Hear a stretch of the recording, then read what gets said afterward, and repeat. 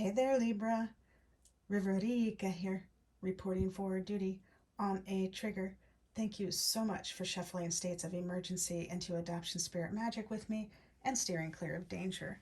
Heartily, we are grateful. In this session, we are seeing what may help us move forward, minding our business in the highest love and light this April 2023. But before that, some disclaimers. I am not a doctor, lawyer, therapist.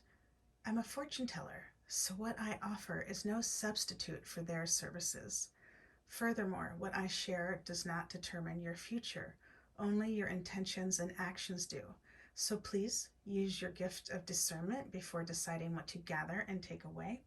And of course, take only what resonates and blow like a kiss the rest to the universe for cosmic composting back into beauty. This reading is intended for fun and games, for shits and giggles, for entertainment, for flexing our heart, mind, body, soul, spirit, emotions, and intuition. And at the least, I hope to cause harm to none, and at the most, I hope I may assist you on your healing path. All that said, let me introduce our helpers. I have lit candles for Source, Mother Earth, Father Sky, the homeless, those that kick them out of their homes, the neighbors, the passers-by, even those working against our spiritual progression. Also for harmony, unity, and balance, Archangel Michael, our ancestors here in the highest love and light, and those who have crossed over to Father Sky by suicide, and the family and friends they left behind on Mother Earth, as well as the war-torn families, countries, nations, worlds, galaxies, universes. And we thank Source for helping us all adopt success, transmuting these violent cycles into love. Heartily, we are grateful. I also have my mini crystal ball, my wooden wand, my wooden dagger wand to help cut to the heart of the matter without harming a soul, and those wooden items also to help lift our spirits.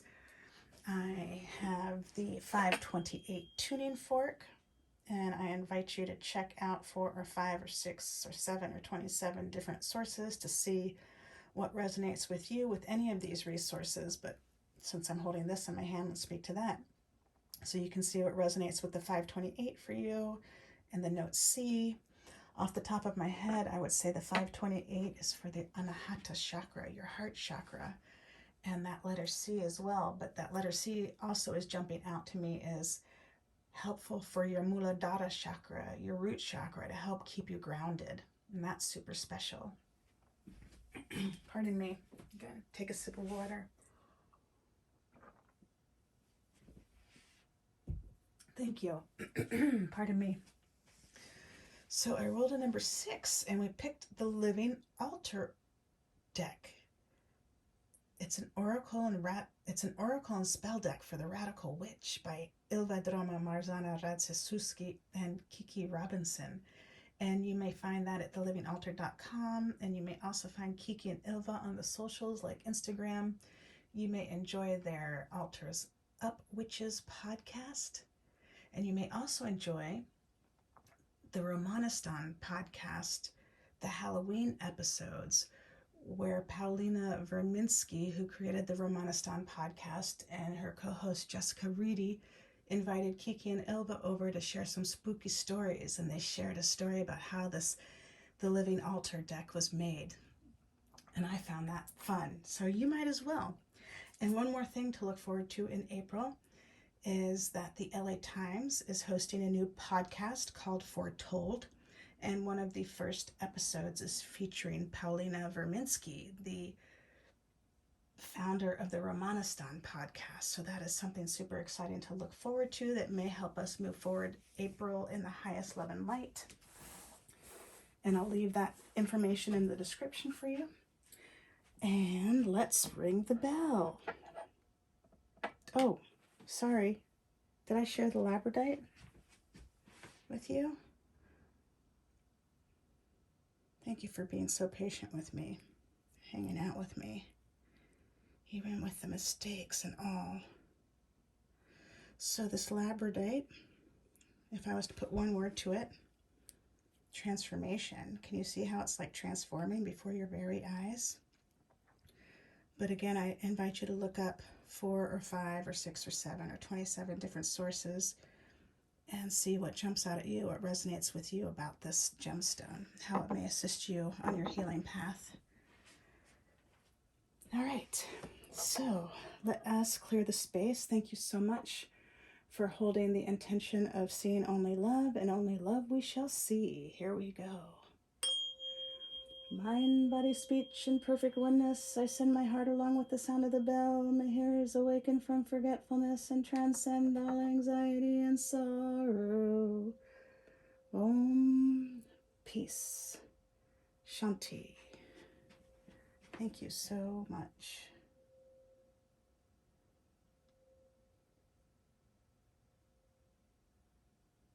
Still going. I love that.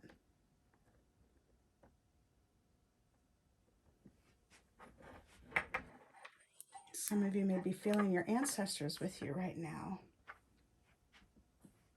supporting you, loving you. So proud of what you've been doing. That's super special. All right, let's see what may help us move forward. April 2023, minding our business in the highest love and light for Libra. You are a full, whole, powerful, loving, spiritual being, and so am I. And we thank your spirit team, angels, galaxy guides, ancestors, saints, sages, gods, goddesses, universes here in the highest love and light, as well as mine. And we thank your source and my source for shifting the situation into what it needs to be, offering necessary insights, healings, acts of grace, protection. Heartily, we are grateful. And so it was, and so it was, so it was, so it was. Thank you for making this message abundantly clear. Heartily, we are grateful. And we have winter. I love it. We've seen a few of the seasons coming up in these readings for this month, so that's super fun. You may enjoy checking out some of your other aspects. Maybe you have more of the seasons covered than you think. So what a beautiful card this winter. Letting you check it out for a minute and vibe with it. And this Living Altar deck comes with 3 parts for each card. The Witch's Wheel correspondence, the spell, and then the guiding message. So I invite you to check out Witch's Wheels on your own and perhaps create your own after you've checked out a variety to help integrate the Witch's Wheel correspondence some more. And then for the spell, I invite you to come back and say it 4 or 5 or 6 or 7 different times. What resonates with you to help integrate that and embody that spell. And then the guiding messages, perhaps you come back and journal about it. So here we go. The Witch's Wheel correspondence has 1, 2, 3, 4, 5, 6, 7, 8, 9, 10, 11, 12, 13, 14 words. Here we go. Earth, North, Elderhood, Death, Soul, Harvest. It might be Soul Harvest. Solitude, Midnight, Crescent Moon, New Moon, Boundaries, Identity, Relationship,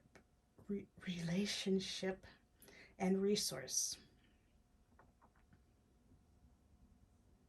And that boundaries and identity is jumping out at me. The orphan and adoptee can relate, like these boundaries, we've been working to shore them up. They haven't been so equitable in these situations that we've found ourselves in. The social contracts haven't been so equitable, and the boundaries have been violated in many instances. And then perhaps that's caused us to violate our own boundaries on top of our boundaries being violated. And so we've been working to really shore up our boundaries to be healthy and peaceful and to step out of those violent cycles. so many of us who have been dismantling the adoption fairy tales and beginning to rebuild the new earth. And then identity is jumping out at me. It's one of the 7 cards. Every human is dealt with loss. And I call them adoption cards because that's where I came across them. I think in The Primal Wound by Nancy Verrier. But it seems that in my experience, everybody deals with adopting new life after loss, not just the orphan and adoptee. And these 7 cards are two-faced. Like there's another side, and that plays out differently for each of us. But identity is one of those 7 cards that we all are dealt with loss. One of the 7 two-faced adoption cards that we're all dealt with loss, so we can adopt new life after loss. And the other 6 cards are intimacy, rejection, mastery and control, guilt and shame, grief and loss. And that may just help inform your play. Maybe you actually put those on note cards and add them to your Stacked for Life Worth Living deck of cards that you're playing with to level up your play.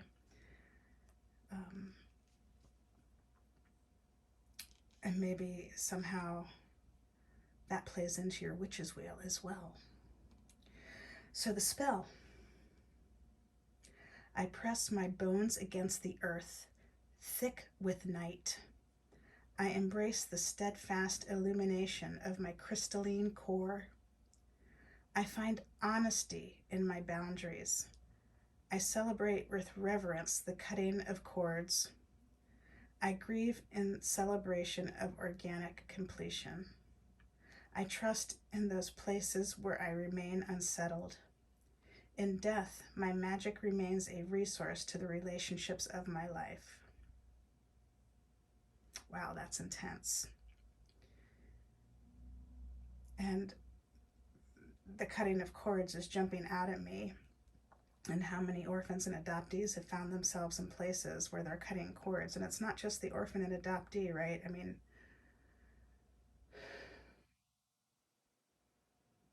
that's how our life began orphaned, is by somebody cutting the cord. And then so many of us have found ourselves embedded into a quote unquote cut off culture, where we hear people saying pretty flippantly, "Oh, just cut that person off. Just cut them out. Just cut them out of your life. They're no good. They're no good," right?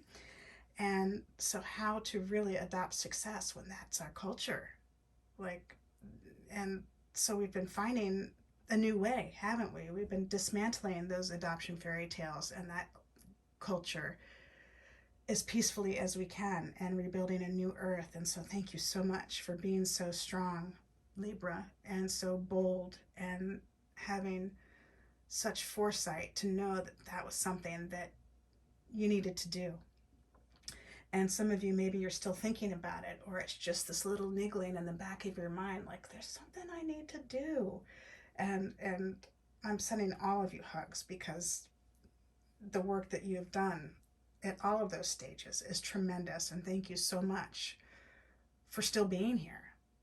Like, so many don't make it. They opt out. They're like, no, sorry, this is bogus. And thank you for being so strong and for remaining here, and not to cut on the people who have passed. No, I hold them in my hearts, and I get it. I myself have been in that position where I felt like that was the option, because it's that painful.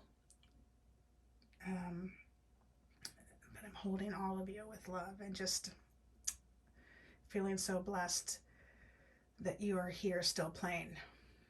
Thank you so much. And those that have passed, thank you. You're still learning. You're still here in a different way and informing our play. And heartily, I am grateful. So the guiding messages. There are 1, 2, 3, 4, 5, 6, around 6 questions to contemplate. What is churning within you? What is asking for attention to be acted upon? Spend time reflecting on your relationship with winter. Where are you now in relationship to last winter? Are you able to give and receive in equal measure?